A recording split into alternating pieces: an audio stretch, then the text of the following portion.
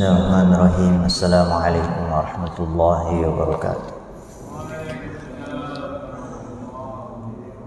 Alhamdulillahil malikil hakim, al-azizir rahim, al-jawadil karim, alladhi fatara as-samawati wal arda bi qudratihi wa dabbara al-amra fid daraini bi hikmatihi wa ma ja'ala al-insa wal jinna wal insa illa li'ibadatihi. Wassalatu ala sayyidina wa nabiyyina Muhammadin sayyidil mursalin wa ala alihi al-abrari at-tayyibin at-tahirin wa sahbihi ajma'in wa sallim wa azim ila yaumiddin, amma ba'd.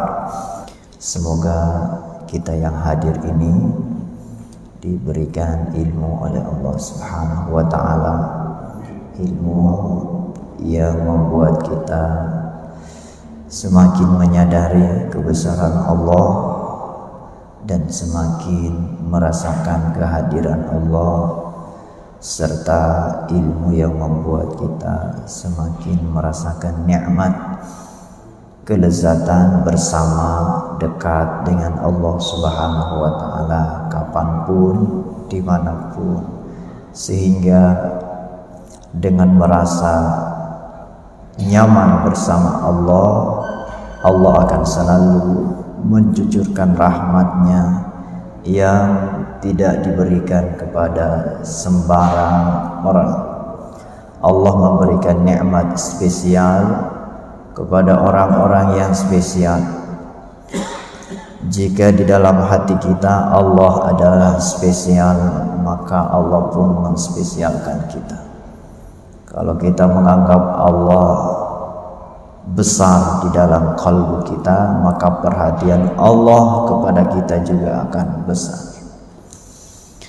Nah, memang bab ini, bab ketiga ini mulai agak sangat mendalam dan mendaki. Jadi mungkin dalam kajian apalagi berikutnya nanti, mungkin Bapak akan mendengarkan hal-hal yang jarang disampaikan, karena memang sebenarnya kitab ini, Minhajul Abidin, itu asalnya kitab yang beliau Imam Al-Ghazali khususkan orang-orang yang dekat dengan beliau, murid-murid pilihan, yang gak disampaikan kepada masyarakat umum, halayak umum.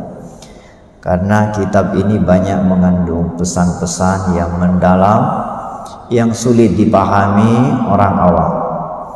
Saya sendiri Pak, baca kitab ini kadang-kadang merasa ragu untuk menyampaikan ini. Apa jamaah siap mendengarkan ilmu seperti ini? Tapi insya Allah dengan taufik Allah Subhanahu wa ta'ala, pertolongan Allah, saya berharap mudah-mudahan Allah membantu kita semua memahami ilmu ini, karena tanpa hidayah, tanpa taufik dari Allah, kita nggak bisa memahami apa-apa, dan tidak ada yang tidak mungkin kita bisa memahaminya, mengamalkannya, kalau Allah Subhanahu wa ta'ala yang memberikan hidayah, taufiknya. Makanya mungkin agak berat, tapi mudah-mudahan walaupun berat, kalau Allah memberikan kemudahan jadi ringan, jadi mudah dipahami. Bismillahirrahmanirrahim.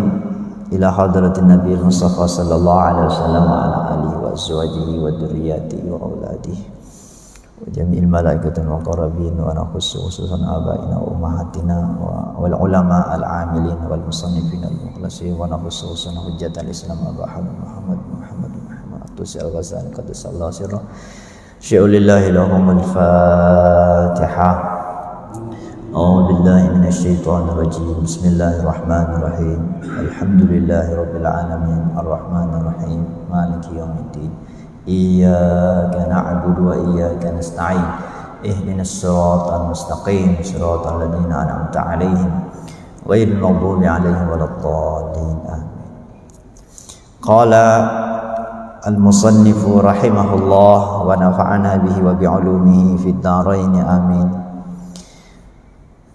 Summa 'alaika ya talibal ibadati Berikutnya yang perlu engkau camkan, wahai talibal ibadah, wahai yang menuntut kesempurnaan ibadah, wahai yang mau ibadahnya benar, waffaqallahu ta'ala, semoga Allah memberikan taufik kepadamu.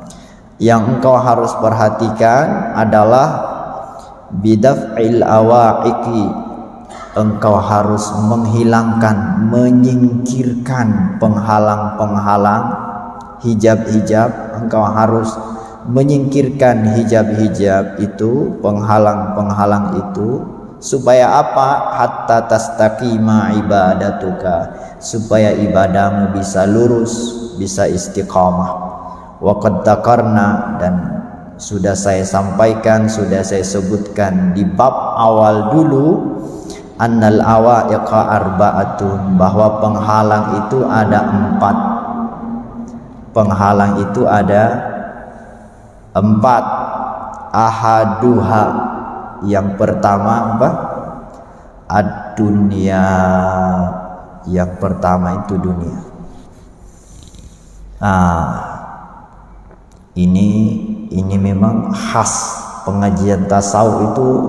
Salah satu pokok pembahasannya adalah hakikat dunia itu. Apa dunia itu? Nah, ingin kita sampaikan di sini, dan banyak orang yang salah paham di bab ini. Betapa banyak orang menganggap, wah kalau ngaji tasawuf itu menghindari dunia, nggak mau lagi dengan hal-hal yang duniawi. Dia nggak ngerti yang dimaksud dunia sebagai penghalang itu apa. Jangan salah, Pak. Dunia itu bisa membuat orang celaka, tapi jangan salah, orang masuk surga itu karena dunia. Orang masuk surga itu karena dunia. Kenapa? Dalam dunianya berhasil menyiapkan bekal. Jadi dunia itu jalan ke surga. Kan selama ini kalau dunia berarti neraka. Enggak. Surga justru jalan ke dunia, justru jalan ke surga. Yang membuat orang ke neraka itu karena salah dalam mengelola dunia. Jadi jangan dianggap dunia itu jelek. Tergantung kita memperlakukan dunia itu. Kalau digunakan untuk kebaikan, ya dunia ya baik. Kalau di dunia ini kita gunakan berbuat jahat, ya dunia jahat. Dunia akan membuat kita celaka. Jadi dunia ini netral, kitanya. Jadi sebetulnya yang dibahas di sini dunia sebagai penghalang, dunia yang mempengaruhi kita. Kitanya sebetulnya yang bermasalah, bukan dunia itu. Harta itu bahaya nggak harta? Halo? Harta itu bahaya nggak, Pak? Nggak bahaya. Apa bahaya?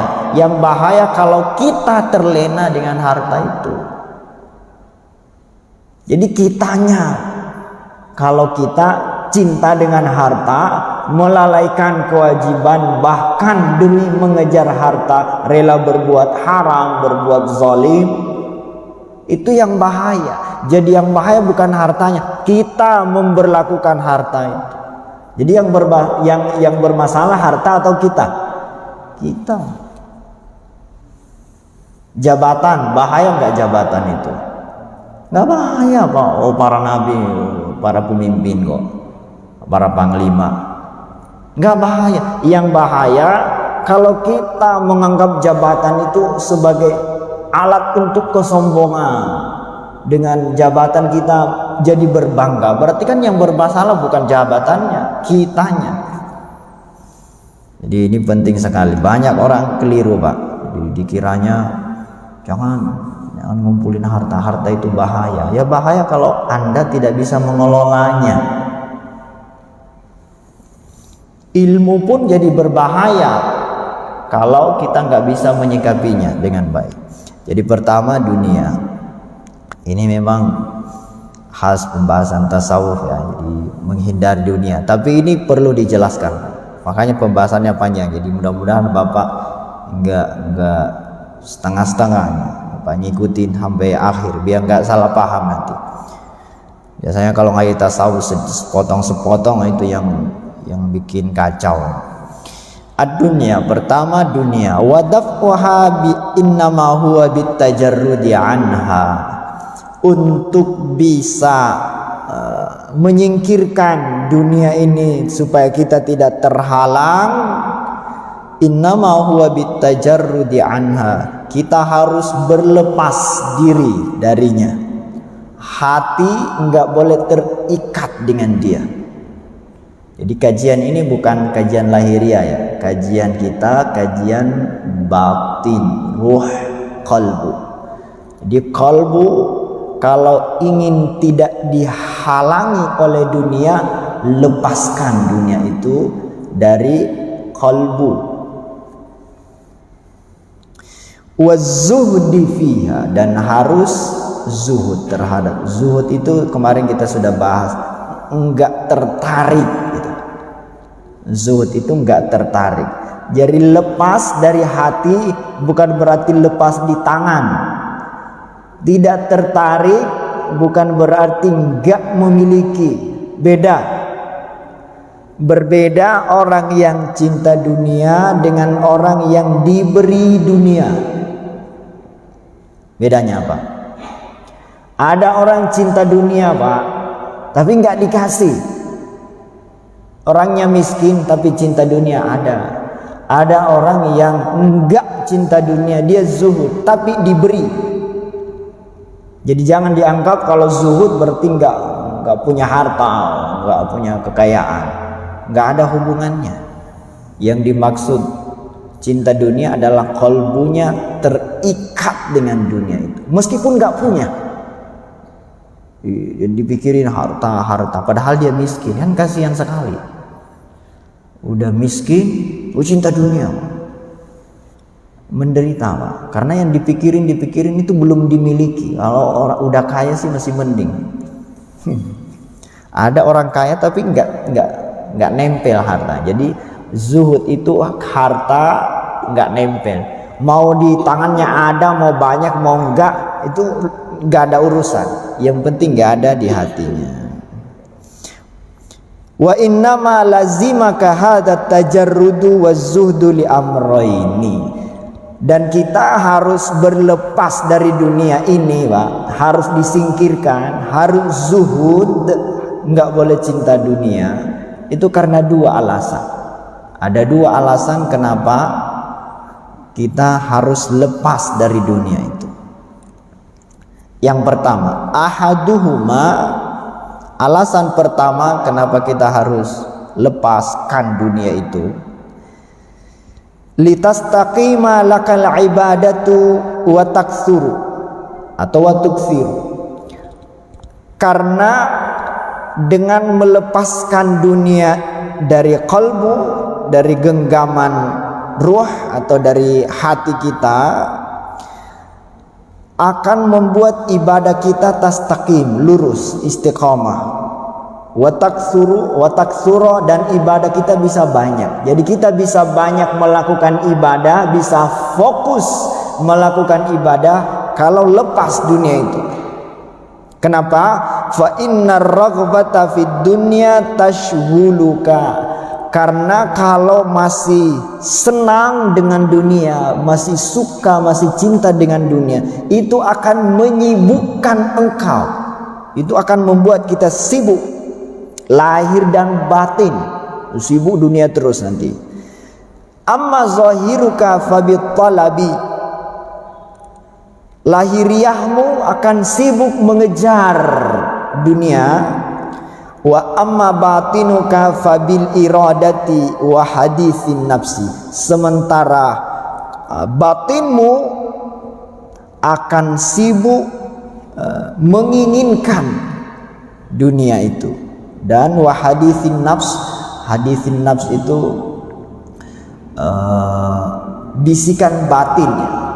Jadi batin kita akan selalu kepengen. Lahiriah kita selalu sibuk nyari. Jadi kalau orang cinta dunia itu lahiriahnya sibuk kerja kesana kemari, nyari-nyari, hatinya ingin angan-angan terus. Jadi lahir batin sibuk, akhirnya ya ibadahnya terbengkalai.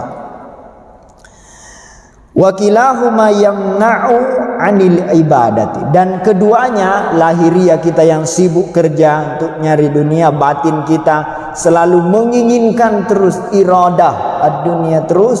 Dua ini lahir batin akan menghalangi kita dari ibadah. Fa innan nafsa, nah ini penting Pak ya. Ini konsep ini. Fa innan nafsa wahidatu, karena diri kita ini hanya satu. Oh, ini mungkin Bapak akan bingung ya. Bisa nggak Pak kita kerja untuk dunia plus akhirat? Ayo, mungkin nggak kita melakukan satu perbuatan tujuannya langsung dua? Kita melakukan itu untuk dunia dan akhirat sekaligus. Bisa nggak? Nah, ini dijelaskan. Jangan kaget Pak ya, nanti akan dijelaskan. Kata beliau, fa innan nafsa wahida, diri kita ini hanya satu. Jadi nggak bisa terbagi. Fokus kita itu hanya satu Pak.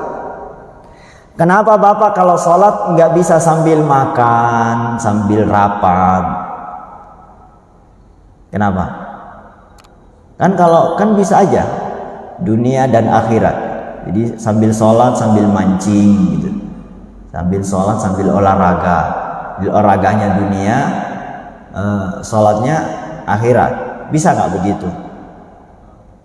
Kenapa harus fokus?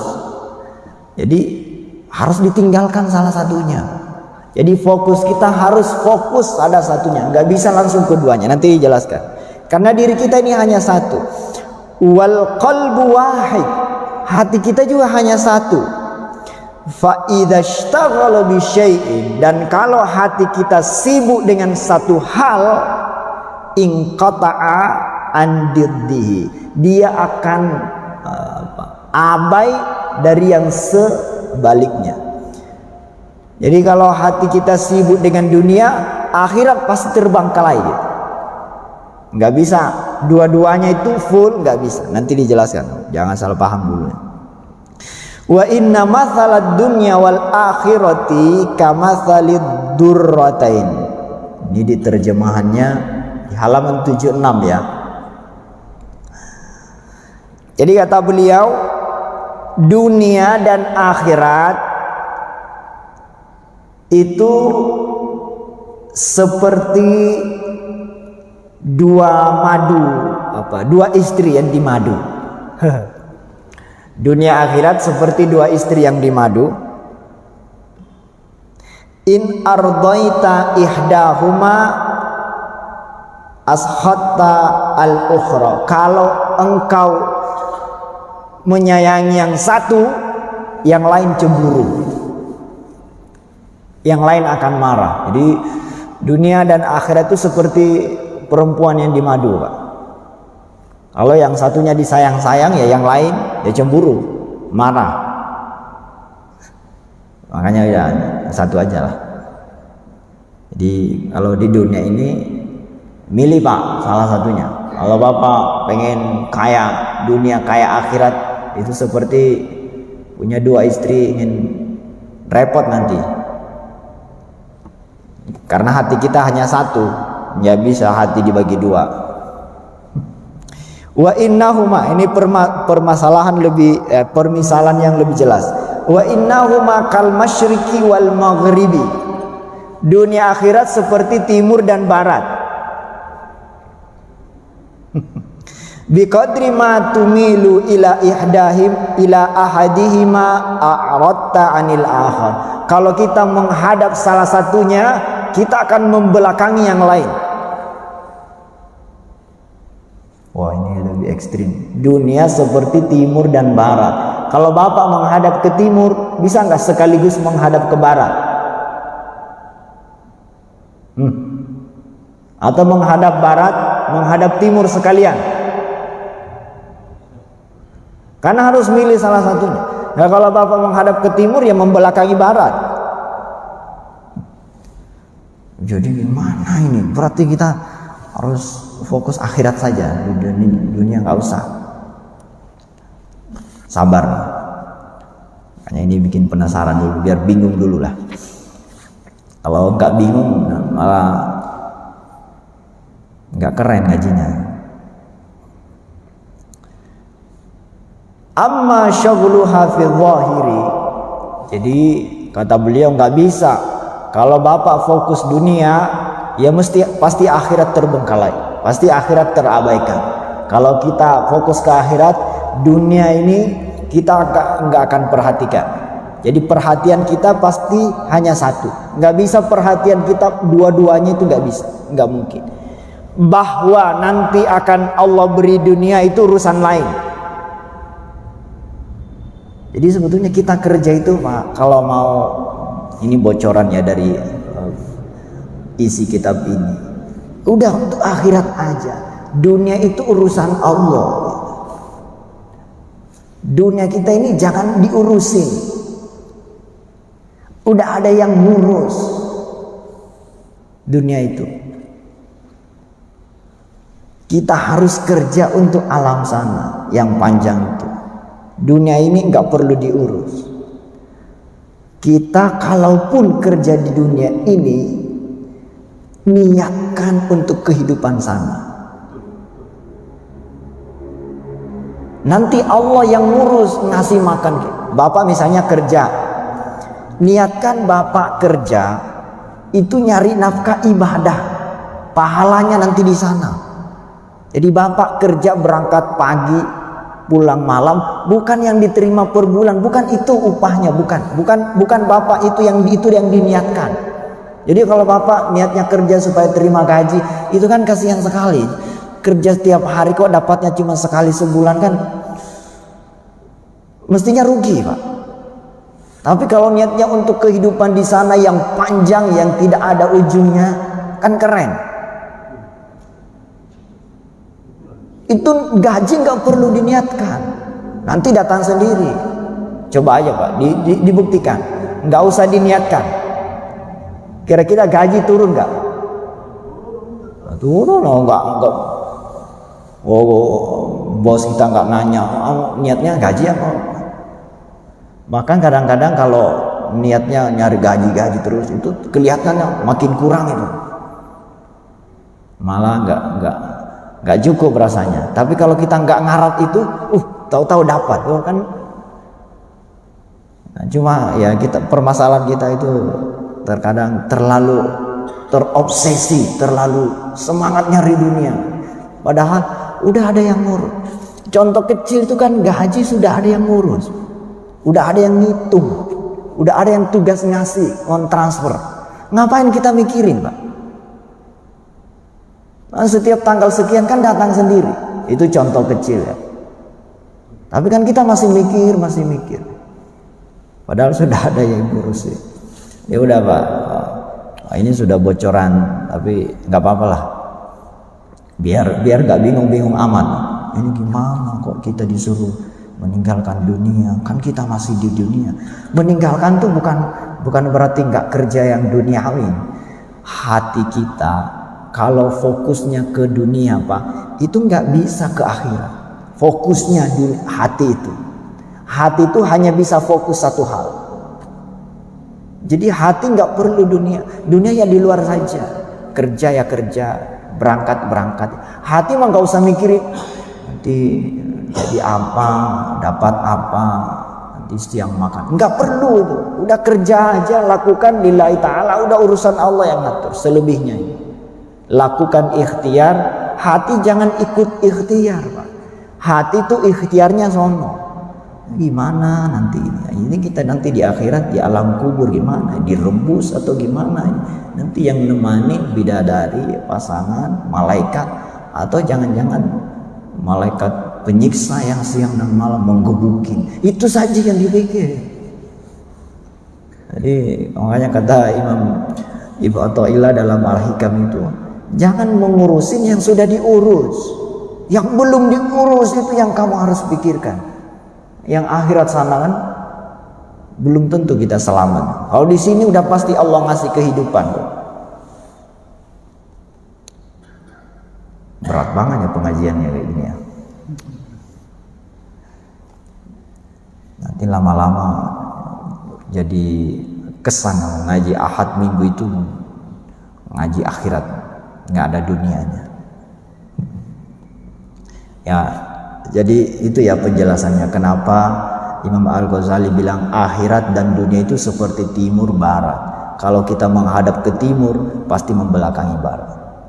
Kalau kita fokus ke dunia, udah pasti akhirat terbengkalai, udah pasti akhirat pasti terabaikan.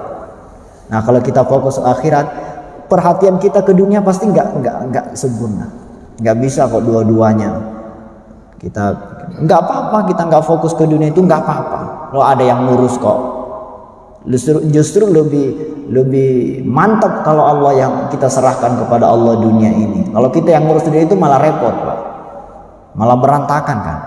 Kalau kita yang ngurus dunia itu. Kita punya apa?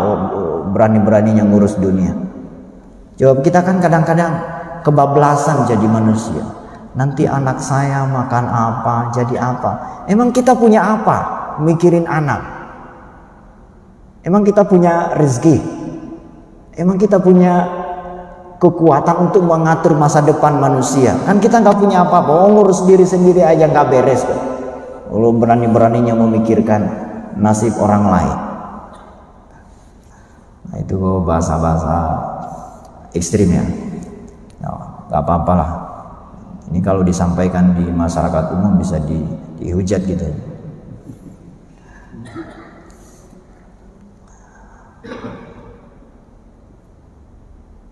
Jadi kata beliau, kalau kita fokus ke yang lain, sisi yang lain kita pasti abai. Amma syughluha fil zahir. Nah, beliau jelaskan satu-satu.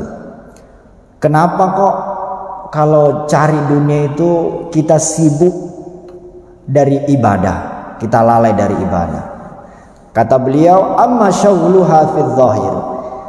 Secara lahiriah yang membuat kita sibuk, coba perhatikan, faqad rawaina an Abi Darda, telah diriwayatkan dari sahabat namanya Abu Darda radhiyallahu taala annahu qala. Ini nasihat Abu Darda. Ini Abu Darda itu sahabat yang sangat senior dan dikenal sangat zuhud.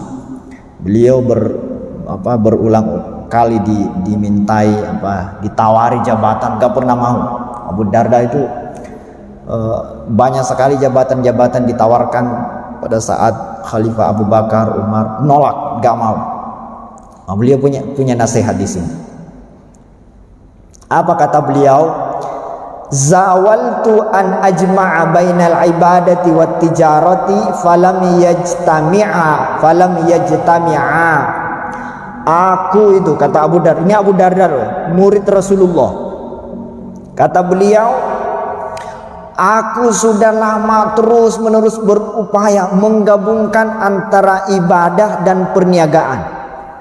Jadi saya mau ibadah saya jalan, bisnis saya jalan. Saya ingin menggabungkan dua-duanya. Jadi bisnis jalan, ibadah jalan. Kata beliau, saya ingin dua-duanya sempurna. Falam yajtami'a, dan saya nggak bisa menggabungkan. Kedua-duanya nggak bisa bareng. Kalau saya sibuk ngurus perniagaan, ngurus bisnis, selalu ibadah abai. Jadi kalau saya mikirin bisnis ini, Allah nggak saya pikirkan, ibadah saya nggak terpikir. Ini Abu Darda ya. Fa aqbaltu alal ibadati, maka udah saya fokus aja ke ibadah, wa taraktu tijarah, dan aku tinggalkan perniagaan itu. Oh, ini ekstrim kalau ini. Ya mungkin kita belum bisa kalau ini. Jadi sekali lagi bukan lahiriahnya tapi batin kita. Jangan sampai fokus. Makanya para ulama bilang itu enaknya kalau kita bisa, nanti di bagian belakang ya, Kalau kita bisa memanage niat, maka niatkan bisnis usaha apapun kalau mau beres Pak, untuk akhirat. Kalau bisnis untuk akhirat kan gak ada masalah. Akhirat nggak mungkin terabaikan loh bisnis kita untuk akhirat. Kerja, nyari usaha, hasilnya saya gunakan untuk akhirat.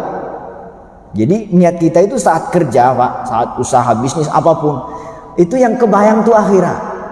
Bukan duit yang banyak, tabungan yang numpuk, bukan, tapi yang kebayang hasilnya saya akan infakkan ini, hasilnya saya akan pakai ini untuk akhirat. Jadi yang kebayang tuh akhirat terus. Biar nggak lalai akhirat. Itu kata Abu Darda. Aku menggabungkan ibadah dan perniagaan, bisnis, kerja, perusahaan, nggak bisa bergabung. Makanya udah, aku fokus ibadah, aku tinggalkan perniagaan. Wa an Umar radhiyallahu taala anhu qala, dan dari Sayyidina Umar radhiyallahu anhu qala, kalau Umar ini lebih ekstrim lagi. Lau kanata mujtami'ataini li ahadin ghairi lajtama'ata li lima a'tani Allah Ta'ala minal quwwati wal lin. Seandainya dunia akhirat itu bisa nyatu, jadi seandainya fokus ke dunia dan fokus ke akhirat itu bisa gabung sekaligus, kita fokus dunia plus akhirat, maka udah pasti Allah menggabungkan itu dalam diri saya. Tapi ternyata juga enggak, kata beliau. Padahal kata Sayyidina Umar, lima atanillahu ta'ala minal quwwati walin. Padahal diri saya ini Allah sudah memberikan dua kekuatan fisik keras, tegas, walin, dan kelembutan. Jadi Allah itu, kata Sayyidina Umar, Allah itu memberikan dua nikmat besar kepada saya. Aku diberikan sikap tegas, tapi aku diberikan kelembutan. Bisa dua-duanya. Nah itu aja bisa. Tapi kalau dunia nggak bisa. Kalau dunia akhirat, kata beliau, nggak bisa. Seandainya bisa, Allah ngasih ke saya kekuatan untuk menggabungkan dua itu. Karena Allah sudah memberikan tegas dan kelembutan, bisa gabung. Tapi kalau dunia akhirat gak bisa. Lagi-lagi ini adalah fokus perhatian kita. Jadi kalau perhatian kita ke dunia, akhirat akan abai. Fa idza kana al-amru kadzalika fa adirra bil faniyati waqtaris salamata wassalam. Maka kata Imam Al-Ghazali, kalau begitu nggak bisa digabungkan dua-duanya, fokus kedua-duanya, maka tinggalkan bil faniyati yang fana. Maka waqtari salamata wassalam, pilih yang menyelamatkan, yang abadi. Insya Allah kamu akan selamat. Jadi kalau nggak bisa digabung yang kehidupan fana dan kehidupan yang abadi, ya kalau orang cerdas ya milih yang abadi lah. Yang fana cuma sebentar kok. Jadi kenapa dunia harus disingkirkan? Sekali lagi ini persoalan hati. Wa amma syaghluha bil qalbi, itu gangguan lahiriah. Di gangguan lahiriah kita nggak bisa fokus ibadah. Wa amma syaghluha bil qalbi, adapun gangguannya di dalam hati, gangguan batinnya, wa huwal batinu limakanil iradah. Karena dengan cinta dunia itu kita terus menginginkannya. Al iradah, iradah itu niat, keinginan. Kita terus berangan-angan, kita terus mengharap-harap, ingin ini, ingin itu namanya iradah dunia. Jadi lahiriah kita terhalang ibadah, batin kita itu juga terhalang karena yang dipikir tuh duniawi terus. Kalau orang cinta dunia, jadi lahiriahnya sibuk kerja dunia terus, batinnya sibuk mikirin dunia terus, iradah terus. Akhirnya ya lahir batin terganggu. Fama ruya 'anin nabiy sallallahu alaihi wasallam annahu qala, ini hadis Nabi ya, Seperti diriwayatkan dari Nabi Muhammad sallallahu alaihi wa alihi wasallam annahu qala, beliau bersabda, ini hadis Nabi nih, diriwayatkan oleh Imam Ibnu Hibban. Apa kata Nabi? Man ahabba dunyahu adarra bi akhiratihi. Siapa yang cinta terhadap dunia, dia akan abai terhadap akhiratnya. Ini di halaman 77 yang dicetak miring tuh. Barang siapa yang mencintai dunia, dia akan rusak akhiratnya. Oh, ini juga perlu penjelasan. Wa man ahabba akhiratahu adarra bidunyahu. Adarra bidunyahu. Dan siapa yang cinta terhadap akhirat, maka dunianya akan abai. Dunia akan tidak, kalau di sini terjemahkan malah rusak. Ini bukan rusak. Adarra itu dia akan abai sehingga enggak terurus. Fa'athiru ma yabqa ala ma yafna.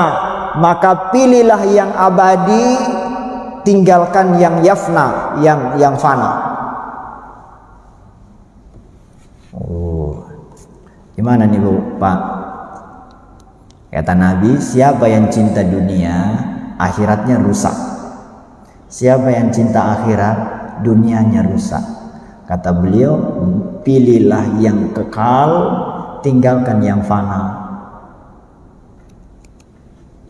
Tadi nggak ada jalan Pak, untuk mikirin dunia tuh, kerja dunia tuh. Jadi udah berhenti ada jadi tentara, jadi apa?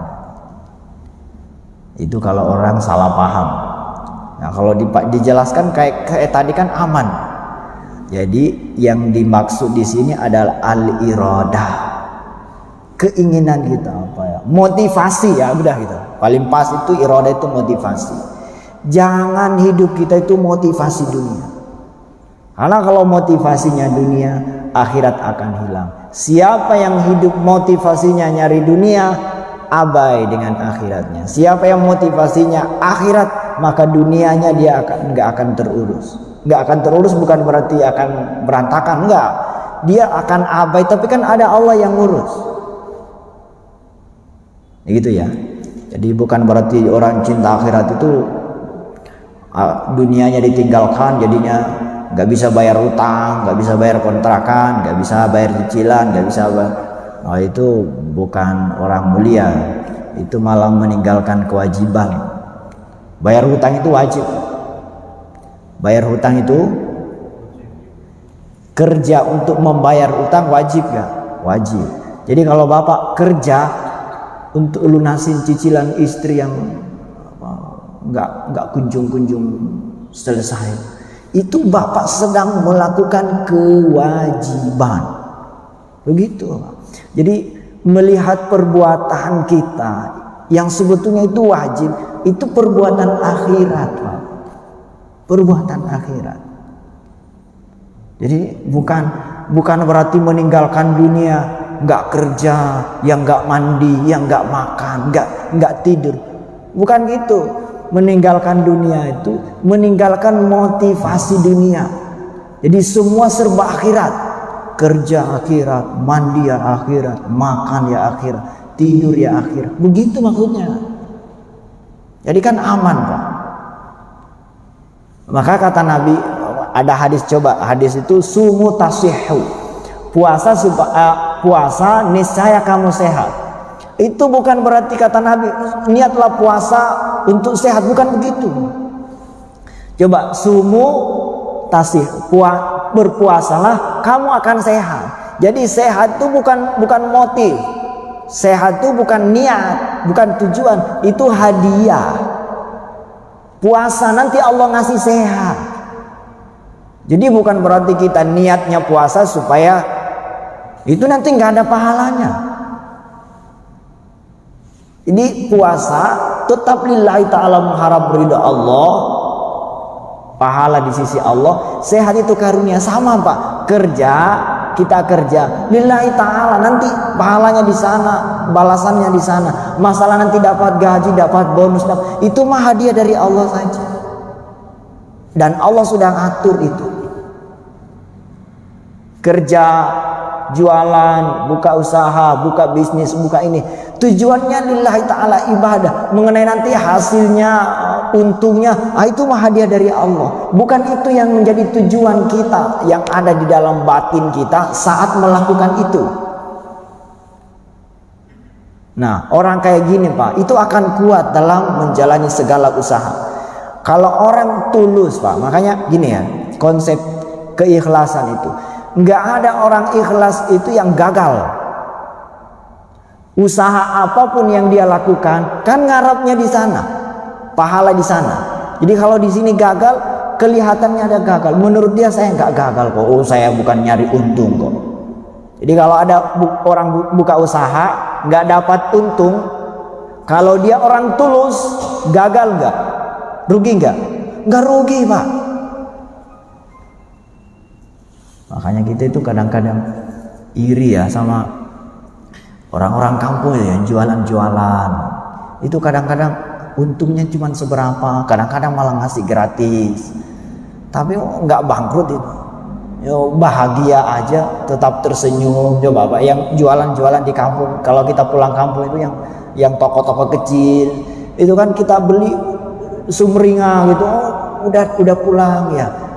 Baru pulang kampung lagi, baru ketemu lagi, padahal lagi jualan. Itu kan bahagia sekali. Coba kalau kok restoran mana apa gitu, perusahaan-perusahaan yang besar-besar di Jakarta, kan yang dipikirnya duit, untung. Jadi seperti nggak bahagia. Yang di hotel-hotel itu Pak, di restoran-restoran itu kan senyumnya, sapaannya itu kan diatur, nggak alami itu. Bapak masuk, ayo Mas silakan milih apa, itu diatur Pak, itu disetting. Ini kalau nerima tamu harus senyum, harus sapa. Coba kalau di kampung itu kan alami, terasa Pak bahagianya. Jadi kalau Bapak masuk di mall atau terus senyum-senyum, itu Bapak nggak usah bangga dulu, GR gitu. Itu bukan karena welcome ke Bapak, bukan karena tulus, itu terpaksa kerja, itu sedang kerja settingan Pak. Dan itu terasa sekali. Kalau nggak gitu ya dia dipecat kerja. Itu kan berarti dia melakukan itu bukan dorongan batin. Akhirnya itu bukan tanda kebahagiaan. Walaupun perusahaannya besar, yang dipikirin kan untung terus. Jadi nggak membuahkan kebahagiaan. Coba yang di kampung-kampung itu enak sekali Pak. Kadang-kadang ngobrol, ketawa-ketawa. Padahal cuma jualan barang-barang campuran yang kecil-kecil itu. Tapi kok bisa bahagia, bisa tulus ya. Nah, itu karena asli ya. Karena mereka nggak mencari untung. Dia orang kampung itu orang-orangnya tulus-tulus. Jadi sekali lagi ya, orang tulus nggak ada ruginya, nggak ada ruginya. Coba Bapak menyumbang ya, contoh sederhana, Bapak nyumbang atau berinfak, akal kita kan kurang harta. Tapi orang yang tulus itu akan bahagia, menyumbang, tersenyum. Padahal hartanya sedang berkurang, tapi kok bisa tersenyum? Karena yang dipikir bukan uang yang kurang, yang dipikir pahala, ridho Allah. Jadi dia tersenyum dengan itu. Nah, coba kita ubah ya mindset kita. Apapun yang kita lakukan, yang kebayang kita itu pahala kan. Nah, walaupun nanti di tingkatan tasawuf lebih tinggi lagi, pahala itu juga masalah. Tapi sebagai awal nggak apa-apa dulu lah, niat kita untuk sana, jangan yang untuk sini. Apa-apa dunianya apa, untungnya apa. Coba kita itu dalam bersosialisasi, dalam bergaul kan kita terlalu materialistik. Coba Pak, kalau kita bertemu orang miskin yang nggak punya apa-apa, dibanding kita bertemu orang kaya yang punya perusahaan, mungkin di balik kebersamaan dengan dia ada keuntungan yang kita dapat, kita kan jadi semangat. Ayo, saya dipanggil sama Pak itu, ada acara di rumahnya, saya akan datang. Karena ada udang di balik batu, ada yang kita harapkan di situ. Coba kalau yang ngundang kita ke rumahnya siapa orang yang nggak punya apa-apa, kadang-kadang kita yang ngasih, kita kan jadi nggak semangat tuh. Berarti kita bersosial itu pasti nggak tulus. Selalu yang dicari itu keuntungan duniawi. Padahal kalau kita mendatangi si miskin ini, mungkin dengan dekat dengan fakir, itu kan kata Nabi, saya dengan anak yatim, orang-orang miskin di akhirat kayak gini, dekat. Bukan dekat sama orang-orang kaya. Jadi Nabi itu suka bergabung sama orang-orang miskin. Oh, kita sebagai umatnya, udah katanya yang pengikut setia, itu malah sukanya sama orang kaya. Kalau diundang sama pejabat-pejabat itu seneng. Jadi dalam bergaul pun kita kan selalu orientasinya dunia terus. Jadi itu kata Nabi ya. Jadi jangan terlalu cinta dunia, nanti akhirat kita akan rusak. Tapi kalau kita cinta akhirat, dunia kita itu akan abai. Tapi bukan berarti tidak ada yang ngurus. Kalaupun kita ngurus akhirat, nanti dunia kita diurus oleh Allah. Dan meninggalkan dunia bukan tidak melakukan perbuatan duniawi, tapi motif kita bukan lagi untuk mencari duniawi, tapi melakukan semua kegiatan aktivitas kita untuk akhirat. Kita tambahkan sedikit lagi. Fabana laka, maka jelaslah bagimu, annahu idza ishtaghala dhahiruka bid dunya, bahwa sesungguhnya kalau lahirmu, badanmu, lahiriahmu sibuk dengan dunia, wa batinuka bi iradatiha, dan batinmu sibuk menginginkan dunia itu, berangan-angan mendapatkan dunia itu, fala tatasayyaru lakal ibadatu haqqaha, maka ibadah itu enggak akan terasa mudah bagimu dalam menunaikan hak-haknya. Ibadah itu akan berat, akan sulit. Wa amma idza zahatta fiha, adapun ketika kamu berlepas zuhud terhadap dunia, engkau tidak cinta, enggak tertarik dengan dunia itu, enggak cinta kepada dunia itu, walaupun punya, fatafarraghta bi dhahirika wa batinika, dan engkau mengosongkan batinmu dan lahirmu, bi dhahirika wa batinika, zahir dan batinmu engkau kosongkan dari dunia, keinginan duniawi, maka tatamasya lakal ibadatu, ibadah akan terasa mudah bagimu, terasa nikmat bagimu. Bal tu'awinuka a'dha'uka 'alaiha, bahkan lahir batin anggota badanmu akan menolongmu, membantumu dalam menunaikan ibadah itu. Jadi kalau tujuan kita akhirat, ya, ibadah akan terasa mudah, bahkan lahir batin kita akan dibantu. Tapi kalau tujuan kita dunia, orientasi kita dunia terus, ibadah akan terhalang, lahiriah kita ini akan sulit menunaikan ibadah. Walaqad ruwiya an Salman al-Farisi radhiyallahu taala anhu qala, diriwayatkan dari Sayyidina Salman al-Farisi, ini sahabat yang sangat terkenal. Apa kata Salman al-Farisi? Annahu qala, beliau berkata, innal abda idza zahida fid dunya istanara qalbuhu bil hikmah. Sesungguhnya seorang hamba, jika dia zuhud terhadap dunia, dia tidak cinta, dia berlepas hatinya dari dunia, gak tertarik dengan dunia itu, istanara qalbuhu, hatinya akan istanara, bersinar, akan bercahaya hatinya, bil hikmati, dengan cahaya hikmah, wa ta'awunat a'dha'uhu fil ibadah, dan anggota badannya lahir batin akan membantu dia dalam menunaikan ibadah. Nah, ini udah kepanjangan, sedikit lagi lah biar selesai satu lagi. Watsani minal amrayni, yang kedua di halaman 78. Jadi pertama, kenapa kita harus lepaskan penghalang dunia? Karena akan menyibukkan kita dari ibadah. Lahir batin kita akan sibuk dengan dunia, dan tidak bisa ibadah kita sempurna karena diganggu terus oleh dunia. Yang kedua, kenapa kita harus lepaskan diri dari dunia? Watsani minal amrayni. Yang kedua dari dua hal itu, dua alasan itu, annahu yuksiru qimata amalika, atau yaksuru qimata amalika. Yang kedua, untuk menambah qimah itu nilai amalmu, wa yu'azzimu qadrahu wa syarafahu, dan untuk meninggikan, mengagungkan, membesarkan, meninggikan derajat dan kemuliaanmu.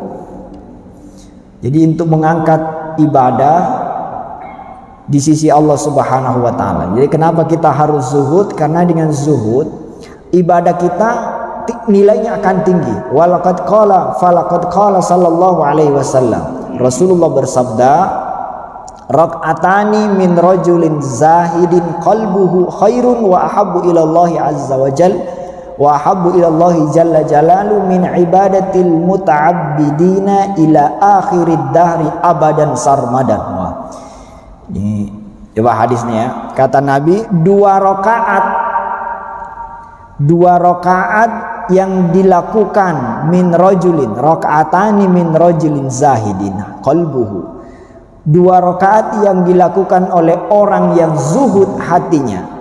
Jadi kalau ada orang hatinya nggak terikat dengan dunia, nggak cinta dunia, melakukan dua rakaat, khairun, itu lebih baik, wa habbu ilallah, dan lebih dicintai oleh Allah, min ibadatil muta'abbidina ila akhirid dahri abadan sarmada, lebih dicintai oleh Allah daripada orang yang ibadah seumur-umur, sepanjang umur dunia ini.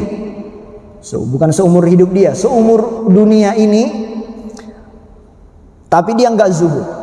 Jadi kalau ada orang zuhud, sholat dua rakaat, ada orang yang cinta dunia, ibadahnya seumur dunia, kata Nabi, lebih disukai Allah apa ibadahnya dua rakaat. Coba ini. Jadi kata Nabi, berarti dengan zuhud mengangkat amal kita. Orang yang melakukan zuhud berbeda nilai amalnya dengan orang yang gak zuhud. Karena dengan cinta dunia amalnya jadi rendah. Fa idza kanatil ibadatu tashrufu wa taksuru bidzalika fa haqqa liman talaba al ibadata an yazhada fid dunya wa yatajarrada anha. Nah, kalau begitu, kalau ibadah akan bertambah nilainya, maka fa haqqa liman talaba al ibadah, maka orang yang ingin ibadahnya tinggi, yang mencari kemuliaan ibadah, berarti harus zuhud, harus berlepas diri dari duniawi, karena itu akan menambah nilai ibadah. Ibadahnya orang yang zuhud beda dengan ibadahnya orang yang cinta dunia. Berarti orang yang mencari ibadah, ingin ibadahnya mulia, ingin ibadahnya tinggi, berarti mesti zuhud, karena dengan itu ibadahnya akan bertambah nilainya. Nah, nanti pertemuan depan itu yang dibahas lagi, diperdalam lagi, fama makna zuhud fid dunya. Apa sih zuhud sesungguhnya ini? Makna zuhud yang hakikinya.